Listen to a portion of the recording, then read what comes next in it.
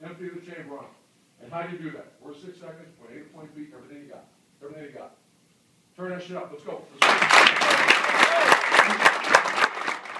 Welcome to the Scoop World Order Selection Sunday edition. We have a special edition today. We just got a commitment from a star tight end out of Georgia, Jelani Thurman. We're going to break his entire game down, give a little bit of his background, and tell you why this is a huge win for Ohio State over Alabama in this recruiting battle, and kind of some player comparisons to some former Ohio State greats that I think you guys are going to be excited to hear about this kid. So real quick, just want to thank you guys. We've been growing. Again, this channel's on fire. It's been a blast. I love doing it. You guys keep supporting it.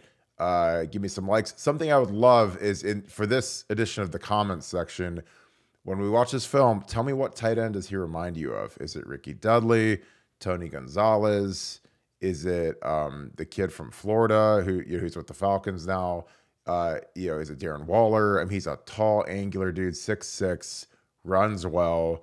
But after we watch the film, leave a little note. Who does he remind you of? How high do you think he could go ceiling wise? Somewhat raw, but I think he's got a lot of tools. But we're gonna get right into this kid. So Jelani Thurman has committed. He is a kid out of Georgia, Langston Hughes High School, Fairborn, Georgia. You see the offers. I mean, obviously, when you see Alabama as our main competition, that's a big win for us. His father, Odell Thurman, for you Cincinnati Bengals fans, had a starred career for about a year. Had some demons that he battled. He straightened his life out significantly. Big props to the University of Georgia with a lot of the stuff that they did with Odell Thurman, Jelani's father. He's living right now. He's been a great influence on his kid. You see a lot of the same nastiness from Odell Thurman's game when he was a linebacker in the NFL, and at Georgia, he was a very nasty player, very tough player, incredibly athletic player. And you see a lot of that in Jelani's film.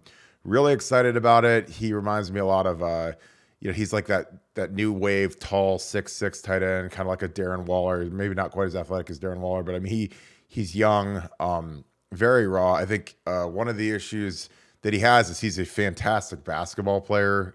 He has spoken pretty openly about wanting to play both in college, which is something that I think potentially could do. I think it's always interesting when kids want to do multi-sports in college and they realize how big of a commitment it is to play football in college, and then you throw that in, follow up with a basketball season. It's a lot of work, and I think a lot of kids usually specialize in once they get to college. But he is a tremendous basketball player, and something that you should keep in mind about that is that when these kids are great basketball players, they generally they're not as developed physically as the guys that are just football players, or maybe football and baseball or track, because basketball season in the winter.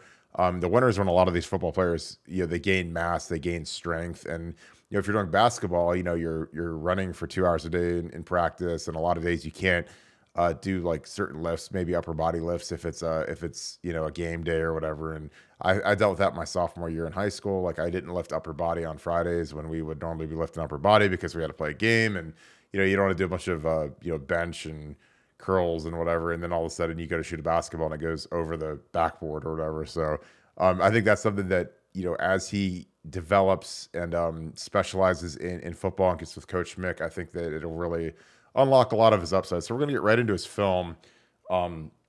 Really, I love this kid's film. I think that his dad being an NFL athlete is always something that I love. So we're gonna get right into it. And he's out here split wide. You see this a lot with tight ends. The modern tight ends, they're not in line with their hand down like they used to be back in the day. But this is just a nice drag route. The kid, he's got great ball skills, high points the ball. Again, like the DB probably thinks he has a shot at getting a pick here, and it's not happening when you got a kid who's 6'6" and can track the ball like this. So he makes a great play. Quarterback's kind of running for his life. He's a lefty. Kind of launches it, and when you got a 6'6" guy like that, who's your dad is an NFL star, then you take your chance on that. But here, again, a lot of clips where he's kind of playing wide receiver. He's listed as a tight end, projected as a tight end. He's got the traits of a tight end, but when you got a 6'6" guy like this and you can put him in the slot, I mean, he's going to be a devastating blocker versus a walkout guy or a nickel, and he's going to be a guy that can go over the middle pretty easily just because he's so much bigger. I mean, when you look at the safeties and DBs trying to check him, I mean, you see the size differential between the two. It's significant, So you get that guy in the middle of the field, and it's a bad day for some of these safeties. They got to go low. They got to try to get this guy on the ground, gang tackle him because he is a beast. He's a big dude, very rangy, plays with a lot of excitement. He's got a lot of energy and juice, which I love on film. Again, and this is when you get these tight ends like the Oakland Raiders love doing this with Darren Waller, where they'll deploy him, one-on-one off to the side. You go 3-by-1. You put your receivers out here. Excuse me 1 second. Let me get this on. You get your 3 receivers out here, and then you can start him here in line, and then you can split them out. And it's just a tough matchup because generally, if this is our types of guys like Marvin Harrison, Jackson Smith-Njigba, and that guy, they're going to draw the top corners. So who's going to walk out with him? Is it a linebacker? Is it a safety? Whoever it is, it's going to be a really tough cover versus a kid with this kind of size and skill. So, they do what you do with a 6'6" kid. You throw it up. And again, like you just see some of the natural athleticism that I think is from basketball, along with a lot of practice. But, when you see a guy go up and get this one-handed ball, keeps his feet in bounds, that's rare. That's a rare talent. That's a lot of rebounding. It's a lot of coordination. And obviously, the football thing, it helps, but a lot of these basketball players, they're just naturally used to high pointing the ball. Cause when you're a 6'6" guy, you're probably a post or a wing, and you have to be able to rebound a little bit. And that's what a lot of these jump balls, they look like. It's like you're going up and getting the ball off the rim. It's the same motion, the same hand-eye coordination, and it's just phenomenal watching a kid like this do this who's this big and skilled. So again, he's got some really substantial blocking clips here. Little pop pass. Again, the high point. When you have a 6'6" kid like this in the red zone, I mean, you always got to be aware of them. It's kind of a delay play. I kind of love these plays where he puts a lot of weight forward. I mean, look at these splits. They've got 1-inch splits. So people think that it's likely going to be a dive up the middle, maybe a QB run. I mean, everything about this formation just screams get 1 yard, ground and pound running game. And you see him kind of delay here for a second. He kind of delays, stays low, could probably be a little bit lower. But he kind of looks like he's combination blocking with the tackle up to here. And then he fakes it and he releases inside of him, and really there's nobody home. And when and you see the height differential here, I mean, he's got, a solid, 6-8 inches on that kid. And I mean, it's not fair. So these are the kind of things you can do when you have a tight end with this kind of size and this kind of ball skills. And I think that Ryan Day and Kevin Wilson will love drawing some plays up for a kid like this. So again, I believe he's backside here. Yeah. I mean, you can just see how big he is and how twitchy he is. I mean, this is a great route. I mean, he's going against a smaller guy. I'm not sure how talented the kid is, but you see the twitch here. I mean, that's a good route. I mean, he gets the guy's hips flipped here at the top of it. He gets the hips are going this way because he looks like he's breaking out, and then he breaks in here, and it's a wrap. There's nobody home, nobody in the middle of the field. Ball's on the dime. Nice high point. I mean, he loves catching the ball up high. Again, that's something that you work on, something that's taught. But he really does a nice job with it.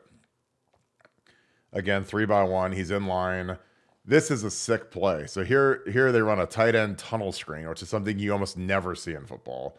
But he's athletic enough where, he acts like he loses the pass rusher right away, kind of just gives it up. And then, the whole line releases, and he runs right down the hash. And, again, this is a play that, you don't really put that in for a traditional tight end, but for a kid like this, he's got the athletic ability. You go get 12 yards and 13 yards. And I mean, if he breaks one tackle there, he might be gone. But, that's a slick play. You need a lot of athleticism, a lot of coordination to pull it off. And again, it's just another thing that defenses have to worry about with a kid like this, with Ryan Day's offense and Kevin Wilson's offense. Here, again, he's a kid that, we've predominantly seen him split out as a wide receiver just because of his frame and his stature, but he's a very willing and aggressive blocker. So here, and again, he's only going to get better at this as he gets bigger and stronger, which I mentioned Coach Mick getting in the weight room. So, here, he's got a one-on-one matchup. And sometimes, you just like to see the intensity. Like you see the drive here, right here. You see this drive here and the 1-2 and the finish and, puts the kid on in the dirt. Now, granted, is that an SEC or a Big Ten type defender? No, but you can't control who you go against in high school. And you love seeing that effort and that finish because there's a lot of guys that, when it's time to block, they might take the play off. They might take it easy on the kid. But he's not that. He's a very willing blocker. I think he takes a lot of pride in his blocking. And he's got a nasty streak, which I love. I mean, and as he gets stronger, he's only going to get better at it. Here he is again, combo block. They pull the they pull the guard. This is just like a little buck sweep type deal. Pull the guard. The guard chips in here, helps him. But another finish down the field. Another. I mean, this is a legitimate pancake. I mean, he's taking the kid all the way down the field. Here, taking him for a ride. And again, he's moving his feet. He's explosive. And he finishes the guy. So I mean, that's a nastiness that you like to see in a tight end, just because he is. You really got to gauge if a tight end is allergic to blocking or if he's a great blocker.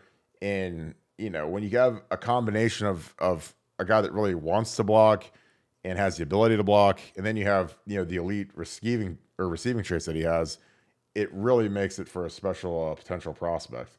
And again, I'm sure he's worked out, but he hasn't worked out, to the level that Coach Mick's going to push him to, which really makes me excited about his upside. I think that, again, basketball in high school, these guys play travel ball usually in the summer, the AAU stuff. And, again, there's a lot of time that's missed in the gym, and it's hard to develop muscle when you're playing in tournaments, a couple days a week, and you're playing 8 games on a Saturday. And, because you're just doing so much cardio, you're not going to be able to develop your muscle quite as much. I mean, obviously he's going to have tremendous, speed and conditioning, but, you lose some of that weightlifting. Again, this is another, you see the nastiness in the running game, which is something that, when you see a kid, who's kind of more revered as a receiver, you have to watch this tape to see what he can do in the running game. And I mean, he's a guy who's putting guys on the ground, he's finishing them.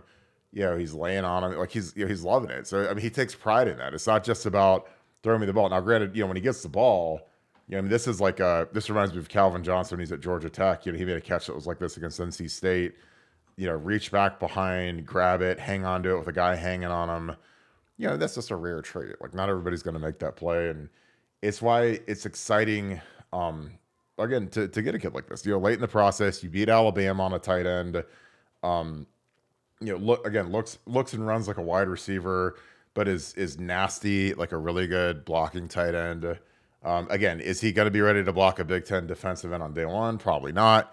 But, as he gets into the gym, it wouldn't be surprising me at all if he played a little bit as a freshman and just got his feet wet, because, we've got a sneaky good tight end room right now, but I don't know if we have a guy who can do it all like this guy can. Like, I don't know if we have a guy that can. We have. I mean, I think G's probably a guy like this. I think Joe Royer in terms of the explosion, but a 6'6" guy is a different beast. Just in terms of the length and the. Again, you see the threat that he is to get the ball down the middle. He's not afraid. He's got great hands, and I think that Ohio State fans are gonna like him. I mean, a lot of people are gonna say Rickey Dudley just because of the basketball thing, the same type of height, potential, the speed.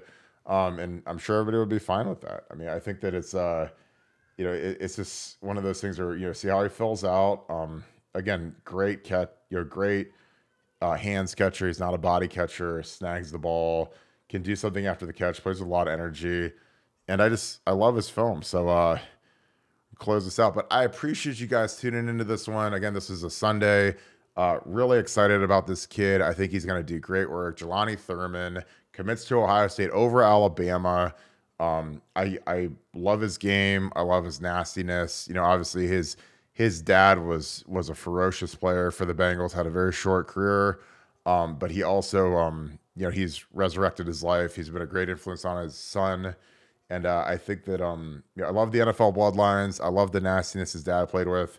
I think he's got big upside. I think that there's a lot of rawness just because of, when you're a multi-sport guy, like I said, you miss a lot of time in the gym. You get him with Mick, make him a football player only, and I think that the arrow's pointed straight up. So I'm excited about this kid.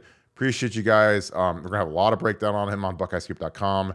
I think sky's the limit, but join our message board. It is the hottest board in the Ohio State space. We are growing. It's been a blast. We really have some great content coming in the next few weeks. This is the slowest time of the year, but camp starts up around August 3rd. That's when it started last year. So be around the August 3rd, 4th in that window. And once camp starts, then the Nuggets are going to be flowing pretty crazy. So we're excited about it. So thank you so much, Scoop family. Thank you, Buckeye Nation. You guys have a great rest of your day. Go Bucks.